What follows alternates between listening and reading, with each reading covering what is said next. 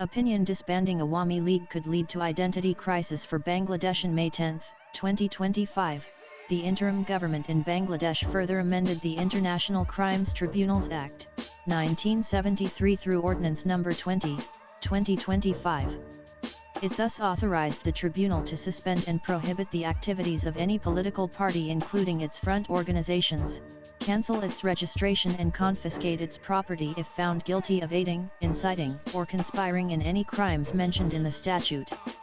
The UNIS administration, however, was unwilling to wait for the tribunal's verdict.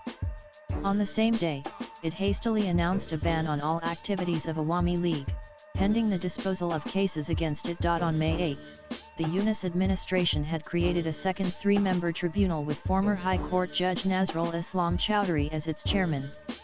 The existing three-member tribunal under Justice Mohammad Ghulam Murtaza Mazumdar has been redesignated as International Crimes Tribunal IICTI. The interim government has redefined the objective of the tribunal, established on March 25, 2010.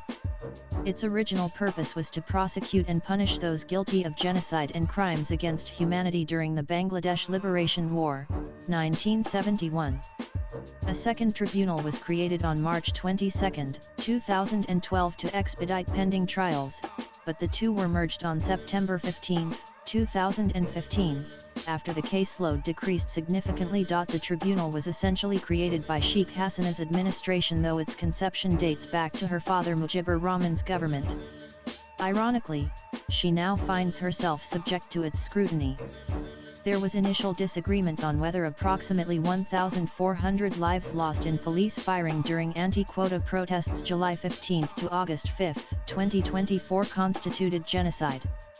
The father of a student belonging to Students Against Discrimination filed a complaint with the ICT against 9 people, including deposed Prime Minister Sheikh Hasina. Professor Asif Nazrul, advisor on law, justice, and parliamentary affairs in the interim government, opined that the July killings qualified for trial by the tribunal. The tribunal had previously ruled that crimes against humanity need not be specific to war. Banning political parties is not new in Bangladesh. Sheikh Mujibur Rahman initiated this practice. Not content with Awami League's overwhelming majority, 307 out of 315 seats in Bangladesh's first general election March 7, 1973, Mujib amended the 1972 constitution on January 25, 1975, changing the government from parliamentary to presidential. Mujib, as Marcus Franda 1982 states, was vested with all executive power and authorized to declare Bangladesh as a one-party state. In subsequent months he abolished all political parties, stripped the Supreme Court of its powers to enforce fundamental rights, created special courts and tribunals directly answerable to him, and closed down all but 4 daily newspapers, 2 in English, and 2 in Bengali. All 4 of the newspapers that were allowed to exist were either government or party-owned. Bangladesh, the first decade, p. 55. On June 6, 1975, 40 days before his assassination in a coup, Mujib formally ended multi-party democracy in Bangladesh by establishing one-party rule under Bangladesh Krishak Sramik Awami League Kaisal. Bangladesh subsequently fell under the rule of military dictators General Zia Rahman and General H.M. Ershad, who governed for 15 years combined. In the last 50 years, Bangladesh has experienced coups, military dictatorships, controversial elections, political violence, and attempts to create an Islamist state. Even the two-party democracy in place since 1991 devolved into confrontational politics, often dubbed the Battle of the Begums. In 2007, under the caretaker government of President Ayazuddin Ahmed, a controversial -2 formula was devised to restore democracy by excluding both Sheikh Hasina and Begum Khaleda Zia from politics. Both leaders were arrested. This unpopular formula faced backlash and was abandoned. It resurfaced recently when BNP General Secretary Mirza Fakhrul Islam Alamgir mentioned it disapprovingly. Both Sheikh Mujib and Sheikh Hasina exhibited authoritarian tendencies, seeking to eliminate political opponents. Their personalities often overshadowed the party itself. However, the Bangladesh Nationalist Party BNP has demonstrated similar tendencies. When in power, e.g., 199,196 and 200,106, the BNP attempted to manipulate elections, leading to the introduction of caretaker governments, demonstrating the immaturity of Bangladeshi democracy. Yet, banning Awami League is different. It threatens Bangladesh's identity. Ahmed Sofa 19432001, the late Bangladeshi essayist, poet, and public intellectual, suggested that while Awami League's triumph might signify the victory of a few leaders, its defeat represents a loss for all of Bangladesh. Bengali Musalmaner Monday, p. 17. This is due to the party's historical roots in the struggle of the people of East Bengal.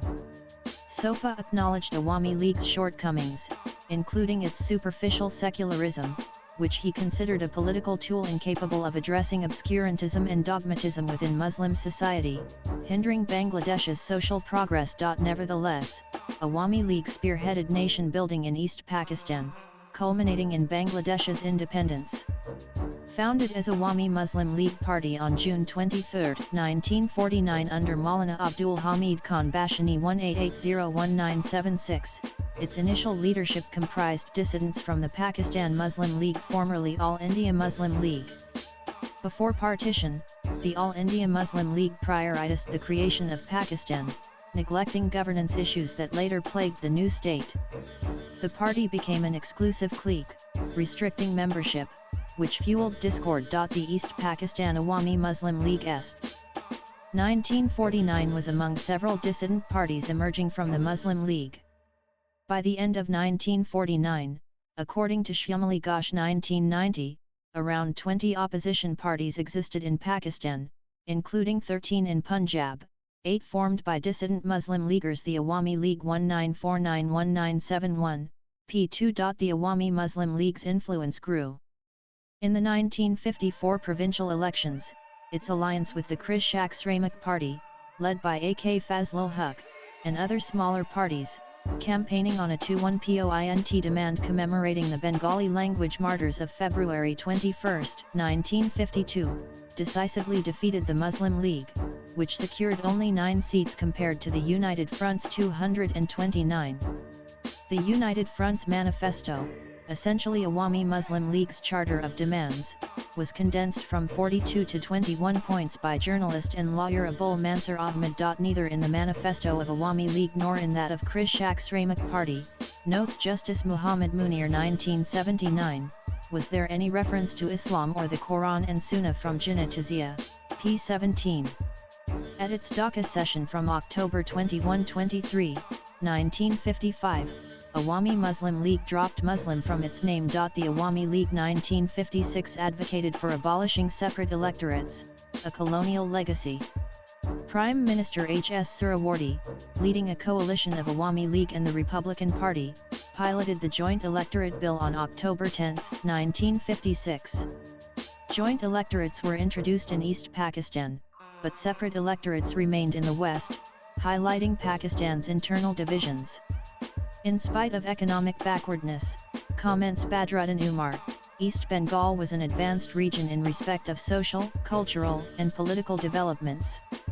Owing to its cultural and political backwardness and predominantly feudal composition of leadership in West Pakistan, they cling to old prejudices. The emergence of Bangladesh Vol 1, p. 329. On April 3, 1957, the East Pakistan Legislative Assembly adopted a resolution on regional autonomy, moved by Mohuddin Ahmed of Awami League and addressed by his party colleague and United Front Minister Sheikh Mujibur Rahman.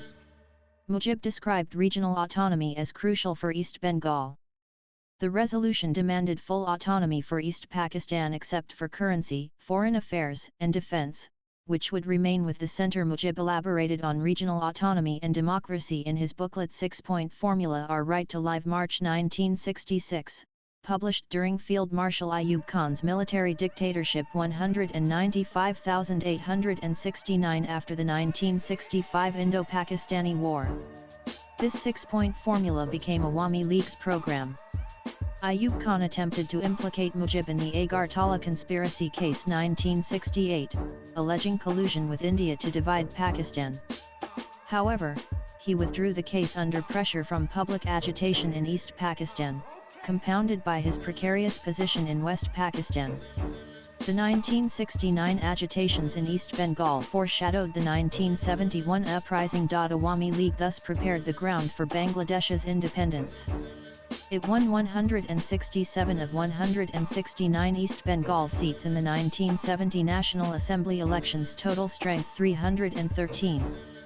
Whether Bangladesh would have emerged if Yahya Khan had allowed Mujib to become prime minister is debatable. However, the March 1971 uprising demonstrated East Bengal's determination to achieve sovereignty, with or without Mujib, who was imprisoned in Mianwali jail in West Pakistan. Swipe left for next video. Awami League's governance has been authoritarian at times, but so has that of the BNP and General Ershad. In a democracy, parties naturally cycle in and out of power. However, banning Awami League creates an identity crisis for Bangladesh. Denying its historical heritage could lead the nation in unpredictable directions. The writer is the author of The Microphone Men: How Orators Created a Modern India 2019 and an independent researcher based in New Delhi. Views expressed in the above piece are personal and solely that of the authors. They do not necessarily reflect NEWS18's views. Latest blogs.